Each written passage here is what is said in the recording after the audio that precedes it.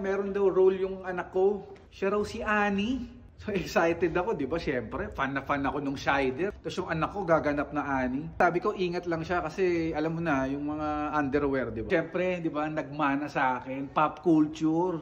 Kasi ito pang maganda, nakanta daw sila, Tomorrow.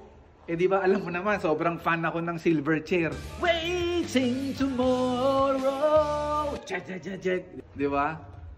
So nakakatuwa, excited na nga ako eh. Sige, balitaan kita.